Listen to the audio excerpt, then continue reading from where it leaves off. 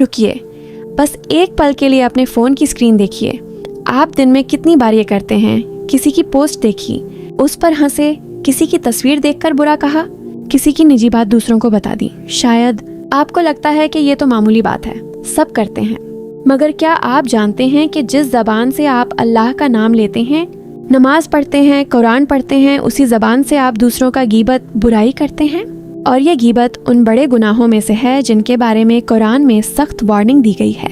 आज के दौर में एक नया जरिया बन गया है सोशल मीडिया। लोग वहाँ बैठकर दूसरों के ऐप चुनते हैं, अफवाहें फैलाते हैं, झूठी बातें बनाते हैं और समझते हैं कि ये सब मजाक है। मगर अल्लाह का हुक्म है कि ये काम शैतान का है और जो लोग ये करते हैं उनके लिए दुनिया और आखिरत में बड़ा अजाब है। इस वीडियो के अंत तक आप समझ जाएंगे कि कुरान इन चीज़ों के बारे में क्या कहता है और कैसे आप अपनी ज़बान को इन गुनाहों से बचा सकते हैं। साथ ही आप जानेंगे कि जब कोई आपकी गीबत करे तो कजुरानी तरीका क्या है। तो बने रहिए, क्योंकि पहला ही सबक है, सोशल मीडिया और गीबत आपकी ज़िंदगी बदल सकता है। आज का इंसान और कुरान से दूरी। पहली बात समझ लीजिए, कुरान सिर्फ पढ़ने के लिए नहीं उतरा, कुरान ज़िंदगी जीने का तरीका है।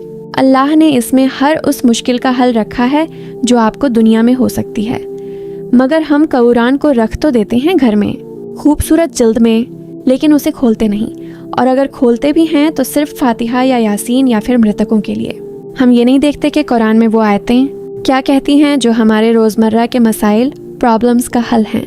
आज हम बात करेंगे उन 5 बुनियादी उसूलों की जो कुरान ने हमें दिए हैं। और पहला उसूल है सोशल मीडिया और गीबत, बुराई करना से बचने का। सोशल मीडिया क्या है और कुरानी नज़रिया। आज के ज़माने में हर इंसान के हाथ में एक छोटी सी चीज़ है, फ़ोन। उसी फ़ोन के जरिए लोग दुनिया भर से जुड़े हैं। वहाँ ग्रुप हैं, पेज हैं, चैनल हैं, WhatsApp, Facebook, Instagram, Twitter, TikTok, ये सब मिलकर एक दुनिया बन गए हैं जहाँ लोग घंटों वक़्त गंवाते हैं। और सबसे बड़ी मुसीबत ये है कि वहाँ लोग बैठकर दूसरों के बारे में बातें करते हैं, बिना सोचे, बिना जाने, बिना सबूत के। अल्लाह ने कुरान में साफ हुक्म दिया है।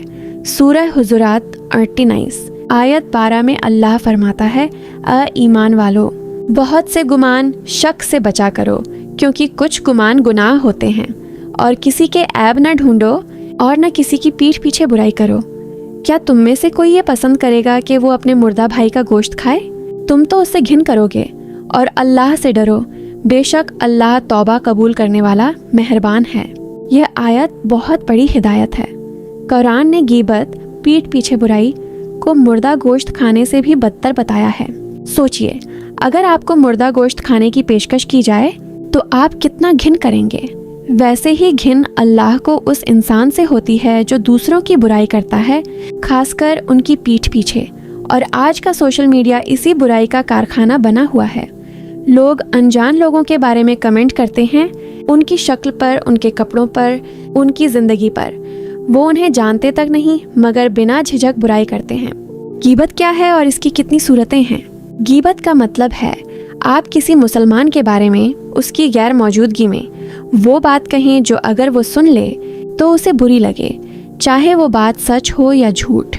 अगर झूठ है तो वो बुराई, बहतान है, और अगर सच है तो वह गीबत है। दोनों ही हराम हैं। रसूलुल्लाह सल्लल्लाहु अलैहि वसल्लम ने फरमाया, गीबत करने वाला और उसे सुनने वाला दोनों गुनाह में शरीक हैं। यानी अगर आप किसी की गीबत सुन रहे हैं और आप उसे रोक नहीं रहे, आप चुप बैठे हैं या आप हंस रहे हैं, तो आप भी उतने ही गुनाहगार हैं जितना वो शख्स जो गीबत कर रहा है। सोशल मीडिया पर तो ये और भी आसान हो गया है। एक ग्रुप बनता है, लोग किसी की तस्वीर डालते हैं, शेयर करते हैं, उस पर ताने मारते हैं। कितनी बार आपने देखा है कोई रील बनाता है और उसके नीचे सैकड़ों लोग आकर उसकी शक्ल, उसकी आवाज़, उसके घर का मजाक उड़ाते हैं। ये सब गीबत है, ये सब बड़े गुनाह हैं। और अल्लाह ने सूरह हुमजा 104 में उन लोगों के लिए भयंकर अजाब का वादा किया है जो लोगों पर उंगलियां उठाते हैं, उनकी बुराई करते हैं और माल गिनने में लगे रहते हैं। अगर किसी ने आपकी गीबत की तो कदुरानी तरीका क्या है? सबसे पहले गुस्सा न करें और न ही बदले में आप उसकी बुराई करें। कुरान सिखाता है, बुराई का बदला बुराई नहीं, बल्कि जो माफ़ कर दे और सुधार कर ले उसका अजर अल्लाह के ज़िम्मे है। सूरह शूरा 42-40।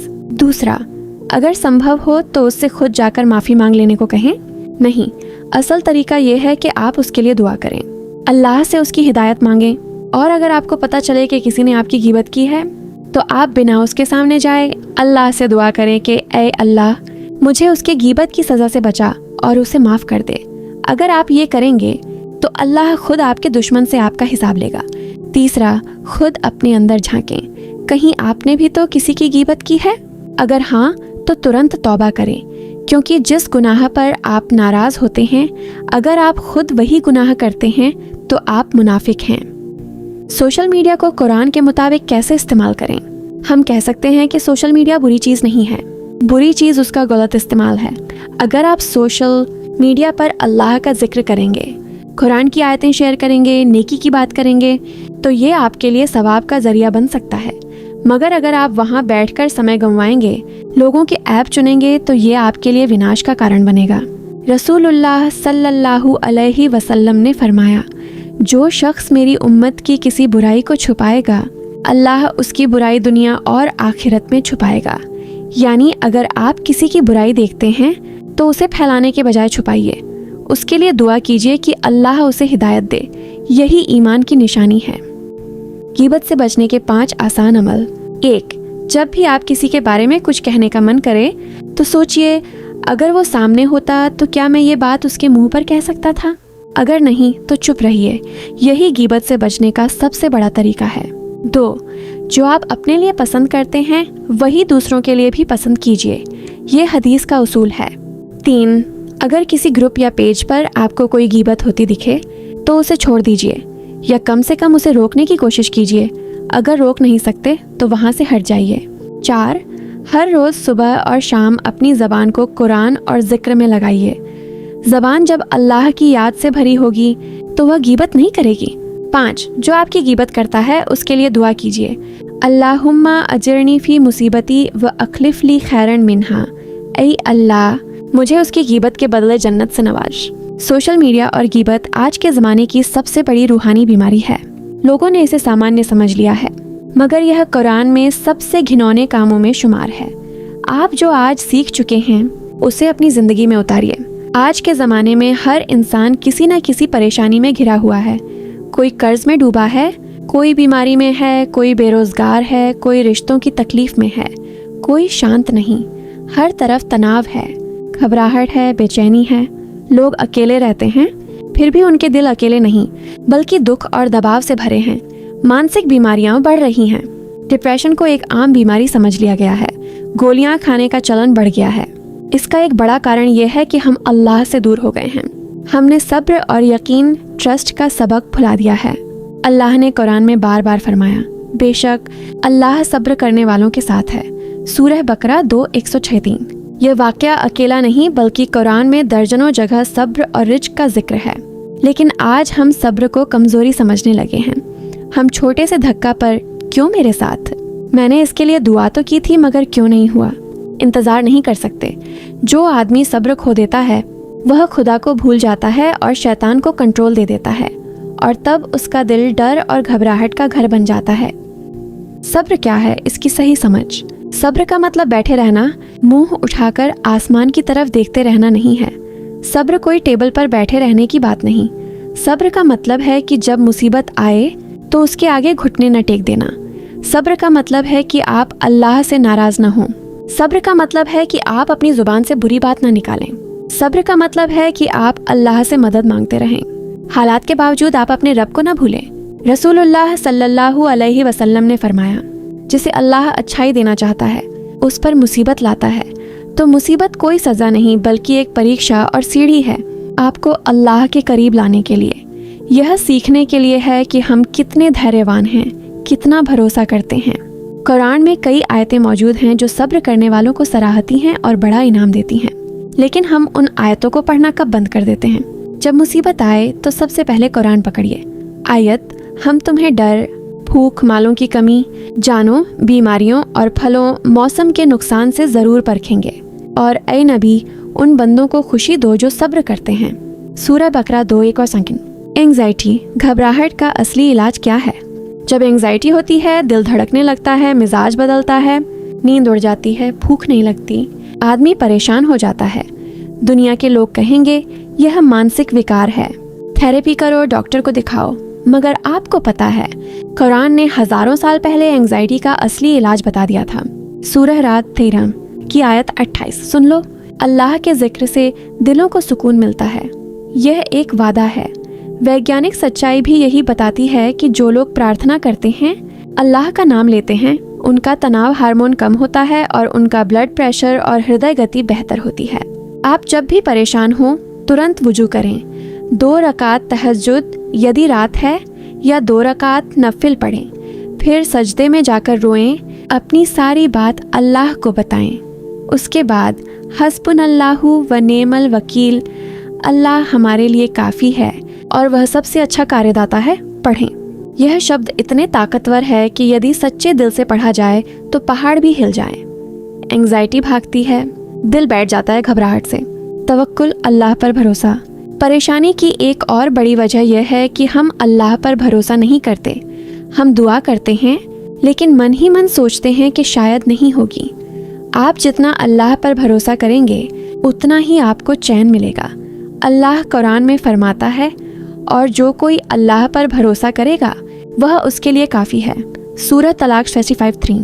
बिल्कुल साफ शब्द, तवक्कुल करने वाला, अल्लाह उसके लिए काफ़ी है। उसे किसी शैतान, किसी बुरी नज़र, किसी भयंकर हादसे, बीमारी आदि की परवाह नहीं, क्योंकि उसके मालिक अल्लाह ने उसे जिम्मेदारी दे दी है कि मैं उसके हर काम को चलाऊंगा। तो जब भी घबराहट हो तो दोहराएं, हस्बुनल्लाहु व नेमल वकील 100 बार। बहुत जल्दी आपको सुकून महसूस होगा। डिप्रेशन और सब्र का कुरानी फार्मूला। एक शख्स ने रसूलुल्लाह सल्लल्लाहु अलैहि वसल्लम से शिकायत की, मैं बहुत उदास हूँ, मुझे कोई मज़ा नहीं आता, दुखी रहता हूँ। आपने फरमाया, ला इलाहा इल्लल्लाह, सुभान अल्लाह, अल्हम्दुलिल्लाह, अल्लाहु अकबर, इन 4 कलामात जिक्र को सुबह शाम पढ़ा करो। वह शख्स फिर कभी नहीं आया, वह ठीक हो गया था, क्योंकि ये जिक्र दिल से नकारात्मकता निकाल देता है और सकारात्मकता भरता है। हम आज बड़े बड़े मनोचिकित्सकों के पास दौड़ते हैं, मगर ये आसान सा फार्मूला छोड़ देते हैं। मैश अल्लाह, ये फार्मूला मुफ्त है और बिना किसी साइड इफ़ेक्ट के है। तो जब मन उदास हो तो सुबह शाम ये जिक्र करो। और आयत 24:5-6 याद रखो, बेशक मुश्किल के साथ आसानी है, बेशक मुश्किल के साथ आसानी है। यह दोहराकर अल्लाह ने समझाया है कि हर तकलीफ के बाद राहत है, रात के अंधेरे के बाद सुबह है। मुश्किल की घड़ी गुजर जाती है, बस सब्र के साथ उसका इंतजार करो। दूसरा विषय, घर में बरकत क्यों नहीं आती। अब हम बात करेंगे घर की बरकत की। कितने लोग हैं जिनके पास सब कुछ है, अच्छा घर, अच्छी गाड़ी, अच्छी नौकरी, लेकिन घर में बरकत नहीं है। बरकत का मतलब है कि थोड़ी चीज़ में भी काफ़ी फ़ायदा हो, खाना पेट भरने के बाद भी बच जाए, थोड़ा पैसा भी देर तक चले, घर में सुकून और रहमत हो। बरकत के लिए दुआ का एक फार्मूला रसूलुल्लाह सल्लल्लाहु अलैहि वसल्लम ने दिया है। अल्लाहुम्मा बारिक लाना फीमा रज़क़तना वक़िना अज़ाबन नार। ऐ अल्लाह, जो कुछ तूने हमें दिया है उसमें बरकत दे और हमें जहन्नम के अजाब से बचा। लेकिन घर में बरकत न आने की कुछ वजहें भी हैं। वजह नंबर 1, हराम कमाई और हराम का खाना। यह सबसे बड़ी रोड़ा है। अगर आपकी 2 रोटी हलाल है तो वह आपको बरकत देकर ताकत और चैन देगी। अगर सूदखोरी, रिश्वत, ठगी, जुआ, शराब की कमाई या ऐसी कोई और हराम रोजी है तो बरकत के बजाय लानत नाजिल होगी। रसूलुल्लाह सल्लल्लाहु अलैहि वसल्लम ने फरमाया, जिस शरीर में हराम का एक टुकड़ा जाता है उसके लिए जहन्नम ज्यादा मुनासिब है। घर में बरकत के लिए पहला कदम, अपनी कमाई को हलाल करो।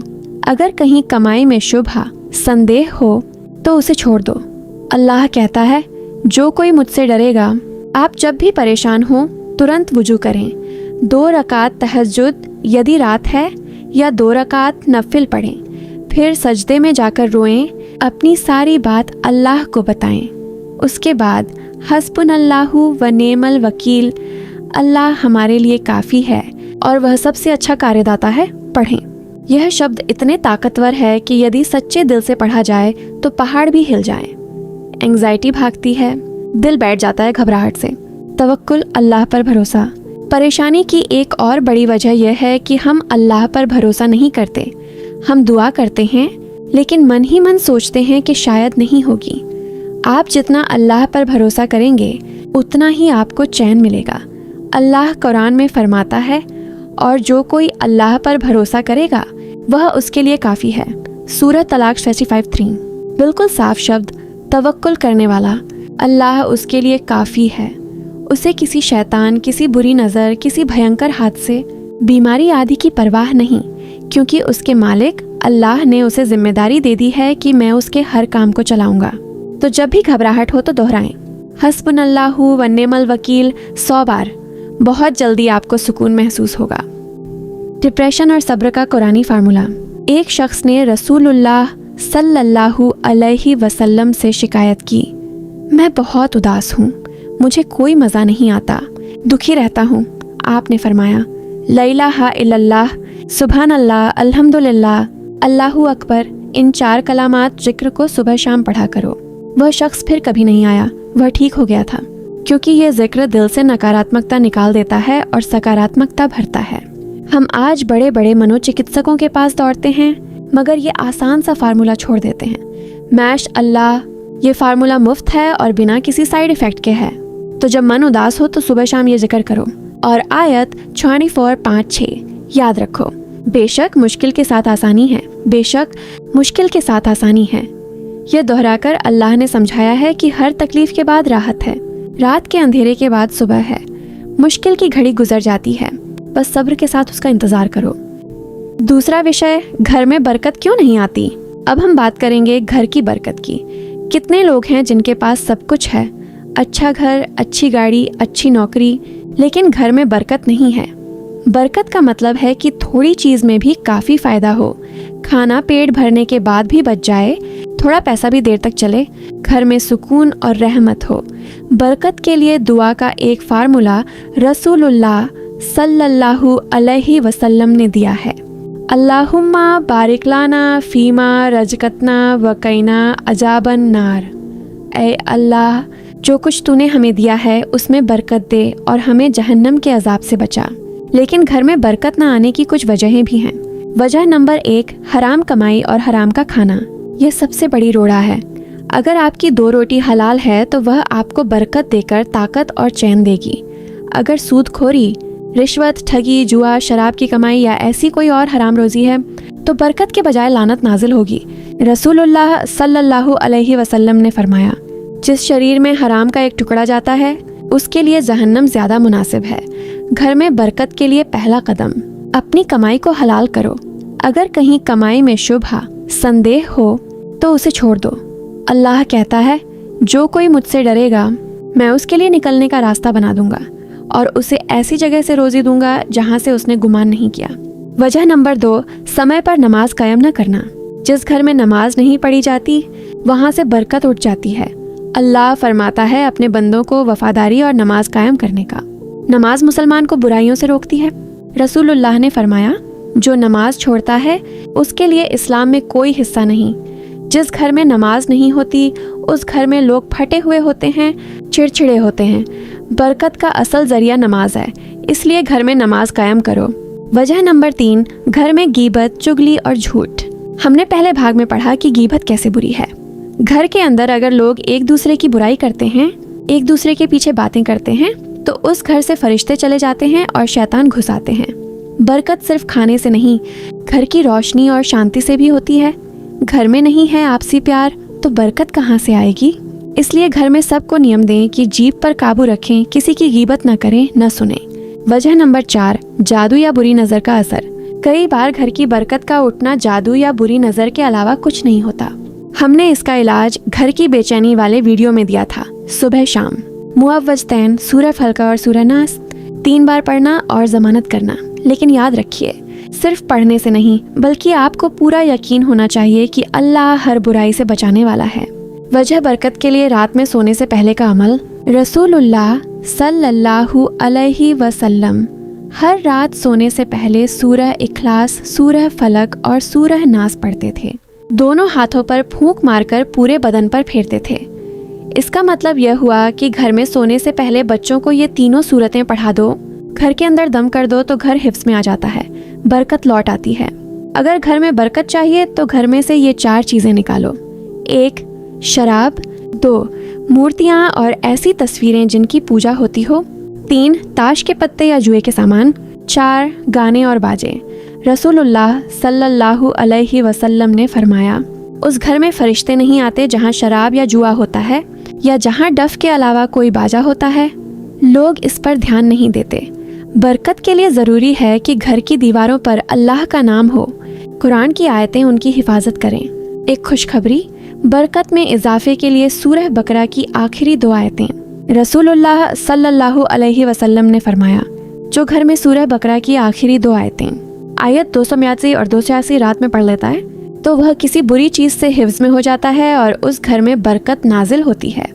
आयतें हैं, आमना रसूलु बिमा उन्जिल अलैहि मिर रब्बिही, रब्बाना ला तुअखिजना इन नसीना औ अख्तना। इनका हिंदी में तर्जुमा समझकर पढ़ने से घर की बरकत 1000 गुना बढ़ जाती है। आप आज ही से शुरू करें। आपके घर में जितनी चीज़ें हों, अल्लाह उनमें बरकत ऐसी डालेगा कि वो आपको और आपके बच्चों को बड़ी अच्छी ज़िंदगी देने लगेंगी। घर में बरकत की दुआ। अब आप खुद दुआ करें, ऐ अल्लाह मेरे घर में बरकत दे, हराम चीज़ों से मेरे घर को पाक रख, मुझे और मेरे बच्चों को हलाल रोज़ी दे, आमीन। नफ़रत दूर करने का कुरानी तरीका। नफ़रत एक ऐसी बीमारी है जो इंसान को अंदर ही अंदर खोखला कर देती है।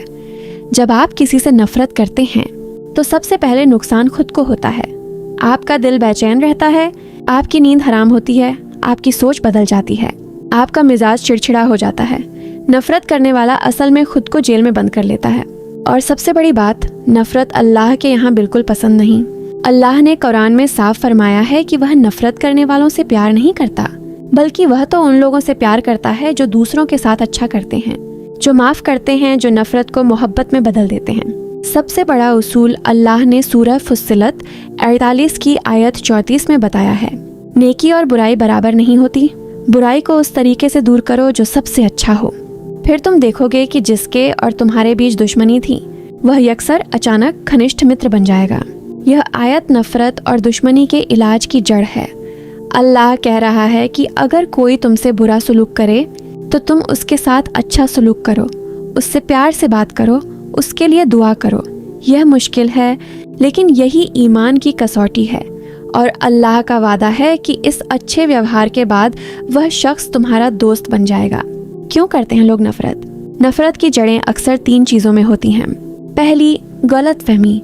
आपने किसी के बारे में कुछ सुन लिया और बिना पुष्टि किए नफ़रत करना शुरू कर दिया। शैतान इसी का फ़ायदा उठाता है। कुरान में अल्लाह फरमाता है, ऐ ईमान वालों, अगर कोई फासिक बदकार तुम्हारे पास कोई खबर लाए तो उसकी तसदीक जांच कर लिया करो।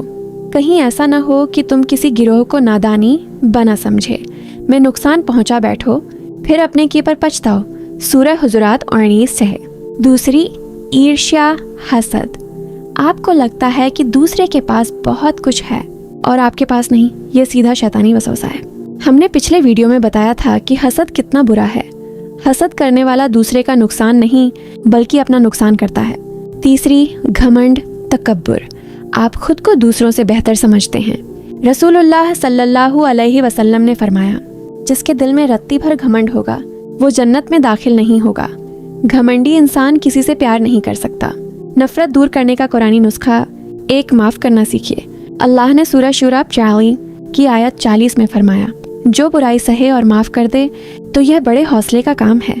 आपको बदला लेने का हक है, लेकिन माफ़ करना बेहतर है, और जब आप माफ़ करते हैं तो अल्लाह आपसे बहुत प्यार करता है। 2, दुआ करना। जिससे आप नफ़रत करते हैं उसके लिए दुआ करें। अल्लाहुम्मा इहदिही व गफिर लहू, ए अल्लाह उसे हिदायत दे और उसे माफ़ कर दे। जब आप उसके लिए दुआ करेंगे तो आपका दिल नरम हो जाएगा, नफ़रत कम हो जाएगी। 3, बुराई का बदला भलाई से देना। रसूलुल्लाह सल्लल्लाहु अलैहि वसल्लम की ज़िंदगी इसकी सबसे बड़ी मिसाल है। जब उन्होंने मक्का फ़तह किया तो वो लोग जिन्होंने उन्हें सालों सताया, उनके बच्चों को मारा, उन्हें घर से निकाला, उनके सामने खड़े थे। उन्होंने कहा, जाओ तुम सब आज़ाद हो, आज मैं तुमसे कुछ नहीं कहता, जाओ मैंने तुम्हें माफ़ किया। यही सबसे बड़ा सबक है। अगर रसूलुल्लाह इतने बड़े दुश्मनों को माफ़ कर सकते हैं तो हम अपने छोटे मोटे झगड़ों को क्यों नहीं माफ़ कर सकते। नफ़रत को जड़ से ख़त्म करने का एक अमल, हर रात सोने से पहले उन सभी लोगों के नाम लीजिए जिनसे आप नफ़रत करते हैं या नाराज़ हैं। फिर हर एक के लिए कहिए, ऐ अल्लाह میں فلاں شخص کو معاف کرتا ہوں، میں اس سے بدلہ نہیں چاہتا، میں اس کے لیے بہتری کی دعا کرتا ہوں۔ صرف 3 رات یہ کیجئے، دیکھیے کیا اثر ہوتا ہے۔ آپ کا دل ہلکا ہو جائے گا اور دھیرے دھیرے وہ نفرت ختم ہو جائے گی۔ دوسرا وشے، رشتوں میں محبت کیسے بڑھائیں۔ آج کے زمانے میں سب سے بڑی سمسیا یہ ہے کہ رشتے ٹوٹ رہے ہیں، شادیاں طلاق پر ختم ہو رہی ہیں، بھائی بھائی سے لڑ رہے ہیں، بچے ماں باپ سے دور ہوتے جا رہے ہیں، گلی محلوں میں لڑائی، گھروں میں کلہ۔ کیا قرآن ان سب کا کوئی حل دیتا ہے؟ جی ہاں، قرآن صرف عبادت نہیں سکھاتا بلکہ رشتے نبھانے کی کلا بھی سکھاتا ہے۔ پہلا اصول، محبت سے بات کرو۔ اللہ نے قرآن میں کئی جگہ یہ بتایا ہے کہ کیسے بات کرنی چاہیے۔ اپنے لہجے میں نرمی رکھو، اونچی آواز مت کرو، لوگوں سے اچھی بات کہا کرو۔ رسول اللہ صلی اللہ علیہ وسلم نے فرمایا، مسکرانا بھی ایک صدقہ ہے۔ اگر آپ چاہتے ہیں کہ لوگ آپ سے محبت کریں تو پہلے آپ ان سے پیار سے بات کرنا شروع کریے، خاص طور پر گھر کے اندر۔ اکثر دیکھا گیا ہے کہ بیوی سے مرد بہت تلخ، کٹھور لہجے میں بات کرتا ہے اور بیوی بھی جواب میں اسی لہجے سے بات کرتی ہے۔ پھر ماحول خراب ہو جاتا ہے، ایک دوسرے کے خلاف نفرت پنپتی ہے۔ آپ کوشش کیجئے کہ غصے میں بھی میٹھا بولیں۔ رسول اللہ نے فرمایا، تم میں سے کوئی اپنے پریوار کے ساتھ اچھا سلوک کرنے والا سب سے اچھا مسلمان ہے۔ دوسرا اصول، غلطی ماننا اور معاف کرنا۔ بڑے بڑے جھگڑے ایک چھوٹی سی غلطی سے شروع ہوتے ہیں، پھر ہر کوئی اپنی ضد پر اڑ جاتا ہے، میں غلط نہیں ہوں، پہلے وہ معاف کرے۔ یہ شیطانی دماغ ہے۔ اگر آپ کو لگتا ہے کہ آپ نے غلطی کی ہے تو مجھے معاف کر دیجئے، کہنے میں کوئی شرم نہیں۔ رسول اللہ خود جھک کر بات کرتے تھے۔ اگر آپ نے کوئی غلطی نہیں بھی کی تو بھی کہہ دیجئے، مجھے افسوس ہے، میں چاہتا ہوں کہ ہمارے بیچ کی دوری مٹ جائے۔ یہ بڑائی کی نشانی ہے، کمزوری کی نہیں، اور آپ کے اس ویوہار سے سامنے والا پگھل جائے گا۔ تیسرا اصول، جلن، حسد سے بچنا اور دوسروں کی تعریف کرنا۔ جب کوئی آپ کے اچھے کام کی تعریف کرتا ہے تو آپ کو کیسا لگتا ہے؟ اچھا لگتا ہے نا؟ بالکل ویسے ہی دوسروں کو بھی تعریف پسند ہوتی ہے۔ رشتوں میں محبت بڑھانے کے لیے سب سے آسان طریقہ ہے دوسروں کی تعریف کرنا، ان کی اچھی باتوں کو سراہنا، نہ کہ ہر بات میں کمی نکالنا۔ رسول اللہ صلی اللہ علیہ وسلم ہمیشہ لوگوں کی اچھی باتیں کرتے تھے۔ اور جلن سے تو بچیے ہی۔ اگر کسی رشتہ دار یا دوست کے پاس کوئی چیز دیکھ کر آپ کو جلن ہوتی ہے تو ترنت ماشاء اللہ، بارک اللہ کہیں۔ یہ جلن کا زہر نکال دے گا اور آپ کے دل میں محبت پیدا کرے گا۔ چوتھا اصول، خرچ کرنا اور تحفے دینا۔ رسول اللہ صلی اللہ علیہ وسلم نے فرمایا، ایک دوسرے کو تحفے دیا کرو، اس سے آپسی محبت بڑھتی ہے۔ تحفہ ضروری نہیں کہ کوئی مہنگی چیز ہو، ایک سیب، ایک پھول، ایک قلم، کوئی بھی چھوٹی چیز، اس سے رشتوں میں ایک خوشنما ماحول بنتا ہے۔ اپنی بیوی کے لیے بازار سے کچھ لے آئیے، اپنے بچوں کو سمے پر تحفہ دیجیے، اپنے ماں باپ کو بنا موقع کے بھی کوئی چیز دے دیجیے، یہ سب محبت کی بڑھوتری کرتا ہے۔ پانچواں اصول، سمے دینا اور سننا۔ آج کے دور میں سب سے بڑی سمسیا ہے ہمارے پاس سمے نہیں ہے۔ بیوی بات کرنا چاہتی ہے، بچے کچھ کہنا چاہتے ہیں، ماں باپ دل کی بات رکھنا چاہتے ہیں، اور ہم موبائل فون میں لگے رہتے ہیں۔ یہ بہت بڑی بے وفائی ہے۔ اپنے پریوار والوں کے لیے سمے نکالیے، ان کی بات سنیے۔ صرف سننا ہی نہیں، صحیح سننا، کان سے نہیں دل سے سنیے، یہ سب سے بڑی نیکی ہے۔ رسول اللہ صلی اللہ علیہ وسلم اپنی بیٹیوں سے پیار سے بات کرتے تھے، ان کی سمسیایں سنتے تھے۔ یہی راستہ ہے محبت کا۔ چھٹا اصول، یاد رکھنا کہ ہم سب بھائی ہیں۔ اللہ نے قرآن میں فرمایا، مومن تو آپس میں بھائی بھائی ہیں۔ سورہ حجرات 49:10۔ یہ بھلی یاد دہانی ہے کہ ہم سب ایک ہی ربا کے بندے ہیں، ہم سب ایک ہی خاندان کے فرد ہیں۔ آپ کسی سے لڑ نہیں سکتے بلکہ اس کے ساتھ مل کر رہ سکتے ہیں۔ اگر آپ کوئی غلام یا نوکر نہیں بلکہ ایک دوسرے کی مدد کریں تو کامیابی ملے گی۔ اس لیے کبھی بھی اپنی گھریلو دشمنی کو آگے نہ بڑھنے دیں، بڑھنے سے پہلے ختم کریں۔ ایک اہم واقعہ، ایک بار ایک صحابی نے آ کر رسول اللہ صلی اللہ علیہ وسلم سے کہا، میرے پڑوسی مجھے بہت دکھ دیتے ہیں، میں ان سے بہت نفرت کرتا ہوں اور میں چاہتا ہوں کہ میں دوسری جگہ چلا جاؤں۔ رسول اللہ نے فرمایا، کیا تم ان کے لیے دعا کرتے ہو؟ انہوں نے کہا، نہیں، میں تو ان کے لیے دشمنی دعا کرتا ہوں۔ آپ نے فرمایا، جاؤ، کل سے صرف ان کے لیے اچھی دعا کرنا اور انہیں سلام کرنا۔ اس نے 3 دن ایسا کیا۔ تیسرے دن وہ پڑوسی اس کے پاس آیا اور معافی مانگی۔ آج وہ سب سے اچھے دوست بن گئے۔ یہی ہے محبت کا طریقہ، پوری دنیا بدل سکتی ہے۔ محبت بڑھانے کی ایک طاقتور دعا۔ रसूल अल्लाह सल्लल्लाहु अलैहि वसल्लम ने फरमाया, अल्लाहुम्मा अलिफ बैना कुलूबिना वस्लिहजात बैना अल्लुम्मा सल्ली अलैहि वसल्लम। हर रात इस दुआ को पढ़ें। अल्लाह आपके घर वालों और रिश्तेदारों के दिलों में मोहब्बत डाल देगा। नफ़रत और मोहब्बत का फ़ैसला। देखिए, अब आपको फ़ैसला करना है, आप अपने घर में और अपने समाज में क्या फैलाना चाहते हैं, नफ़रत या मोहब्बत। कुरान आपको मोहब्बत और भाईचारे का रास्ता दिखा चुका है। माफ़ करना, अच्छा बर्ताव करना, दुआ करना, ये मुश्किल है लेकिन नामुमकिन नहीं। और जब आप यह करेंगे तो अल्लाह आपको दुनिया में भी इज्जत देगा और आखिरत में भी बड़ा बदला। हमने इस वीडियो में 5 बुनियादी उसूल सीखे। सोशल मीडिया और गीबत से बचना, परेशानी और एंग्जाइटी का हल सब्र और जिक्र से, घर की बरकत लौटाने के लिए हराम से बचना और कुरान पर आना, नफ़रत को मोहब्बत में बदलना और रिश्तों में मोहब्बत बढ़ाने के लिए अच्छा व्यवहार, तोहफे और समय देना। ये 5 उसूल अगर आप मान लें तो आपका घर जन्नत का टुकड़ा बन सकता है।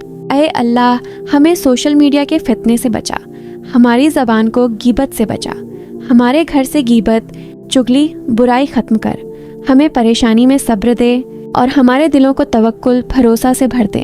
हमारे घर को बरकत से भर दे। हमारे दिलों में किसी के लिए नफ़रत न रख। हमें सबसे मोहब्बत करने वाला बना। हमारे रिश्तों को मजबूत कर। हमें माँ बाप की खिदमत करने की तौफीक दे। हमें अपनी रहमत से जन्नत में जगह दे।